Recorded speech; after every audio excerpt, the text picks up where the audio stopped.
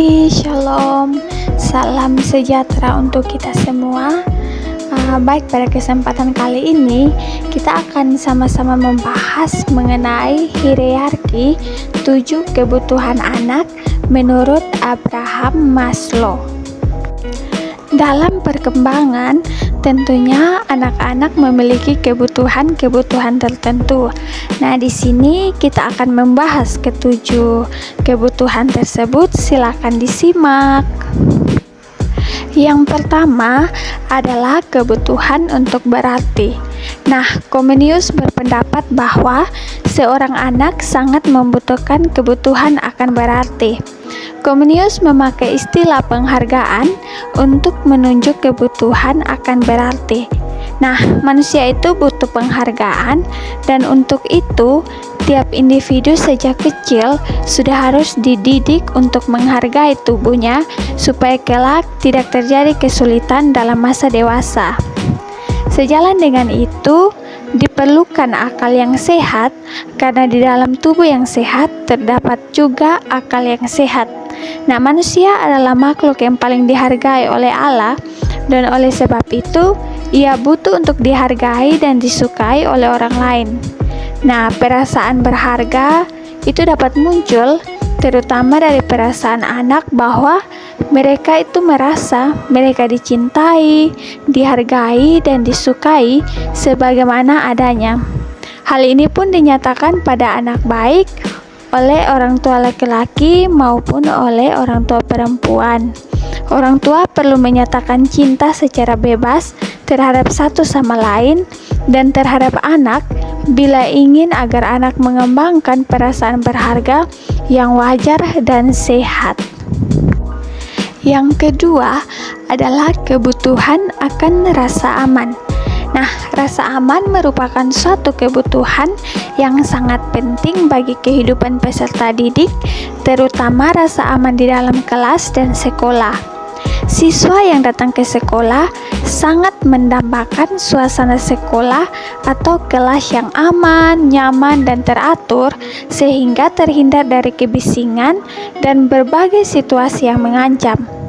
Nah, hilangnya rasa aman di kalangan peserta didik juga dapat menyebabkan rusaknya hubungan interpersonalnya dengan orang lain, sehingga dapat membangkitkan rasa benci kepada orang-orang yang menjadi penyebab hilangnya rasa aman dalam diri, sehingga kebutuhan rasa aman ini sangat penting bagi anak-anak. Yang ketiga adalah kebutuhan akan rasa diterima. Nah, anak ini perlu merasakan bahwa sifat kekanak-kanakan mereka diterima. Mereka itu perlu dikasihi dan diterima, bukan karena mereka melakukan sesuatu, tetapi karena mereka itu memiliki nilai manusiawi. Jika suasana di keluarga mencakup penerimaan yang bahagia dan memuaskan atas anak-anak, maka anak-anak merasa dihargai dan dapat bertahan dengan kuat. Sebaliknya, bila anak hidup dalam lingkungan yang tidak menerima mereka, maka akan timbul jiwa yang penuh dengan ketakutan maupun rasa bersalah. Nah, jiwa yang penuh dengan ketakutan dan rasa bersalah yang ada pada diri anak tersebut tentunya akan menghambat kepribadian anak, baik itu perkembangannya secara fisik maupun psikologi, sehingga hal ini menjadi salah satu hal yang sangat perlu untuk diperhatikan oleh orang tua. Yang keempat adalah kebutuhan untuk mencintai dan dicintai. Seorang bayi atau anak, remaja, orang dewasa, atau orang tua maupun orang yang telah lanjut usia, semuanya memerlukan perhatian dan pernyataan cinta. Dorongan dari dalam untuk mencintai dan dicintai sangatlah kuat. Sebagai orang tua, cara yang dipakai untuk memperlihatkan cinta kepada anak-anak sangat mempengaruhi kemampuan mereka untuk berhubungan secara efektif dengan orang lain. Nah, kemudian yang kelima yaitu kebutuhan akan disiplin. Disiplin yang tepat dapat menolong anak untuk menggambarkan pengendalian diri dan mengarahkan diri sehingga mereka dapat mengembangkan hati nurani untuk membimbing tindakan mereka. Disiplin merupakan suatu hubungan belajar dan mengajar di antara orang tua dan anak.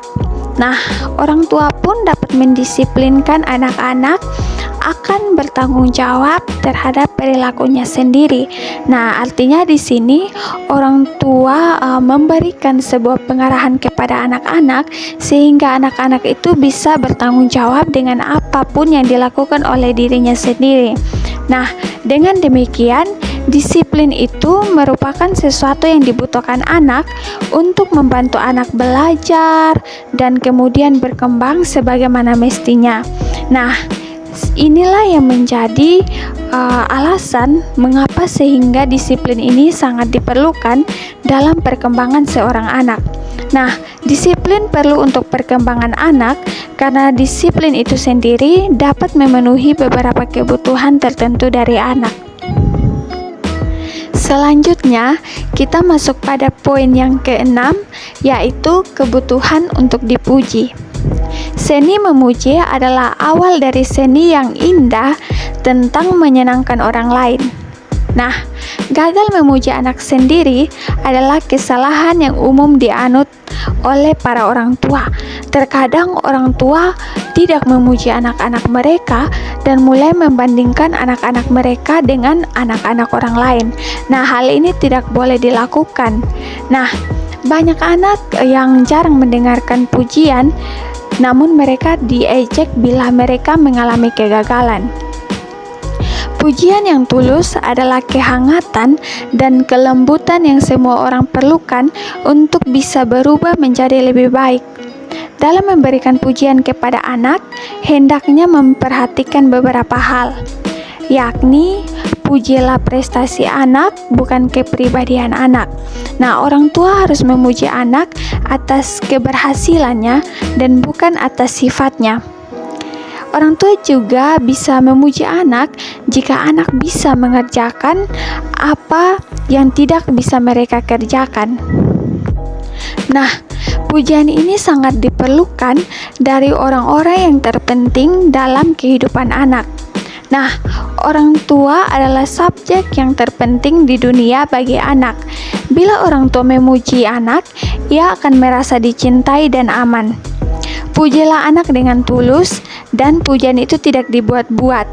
Ketulusan mengajarkan anak untuk menerima setiap ucapan selamat dengan mudah dan menerima penghargaan dengan penuh kerendahan hati. Maka itu, pujilah anak atas apa yang ia kerjakan dengan inisiatif sendiri. Mengerjakan hal yang berharga tanpa disuruh perlu dihargai khusus. Pujian semacam ini akan membangkitkan rasa percaya diri kepada anak, sehingga anak akan bertumbuh dan berkembang menjadi seorang anak yang penuh dengan percaya diri. Nah, sikap orang tua sama pentingnya seperti kata-kata mereka yang memberikan semangat.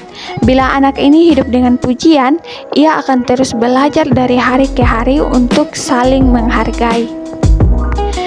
Poin yang terakhir atau poin yang ketujuh, yaitu kebutuhan untuk Tuhan. Nah, berbicara tentang kebutuhan untuk Tuhan, maka ini berkaitan dengan kehidupan rohani anak. Alkitab mengajarkan bahwa pertama-tama orang tua harus memiliki hubungan yang benar dengan Tuhan. Alkitab pun meletakkan tanggung jawab untuk pendidikan religius kepada orang tua.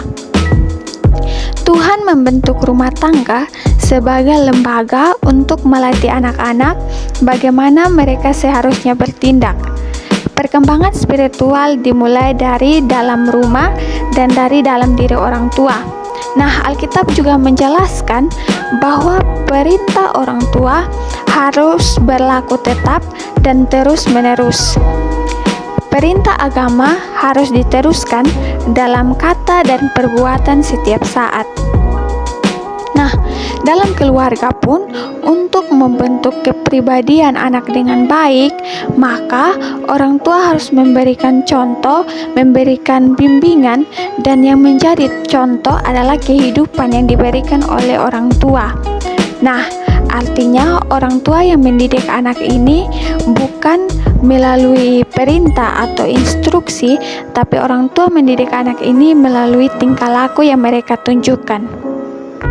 Nah, maka dari hal itu, kita bisa mengambil sebuah kesimpulan kecil bahwa pengalaman rohani yang terpenting dalam keluarga terdiri dari hal-hal yang terjadi antar anggota keluarga di setiap rumah, di setiap keluarga, baik itu berjalan dari hari ke hari dan akan terus membentuk kepribadian anak menjadi lebih baik lagi.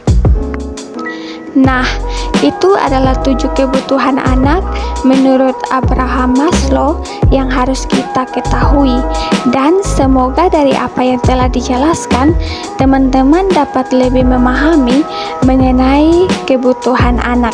Terima kasih.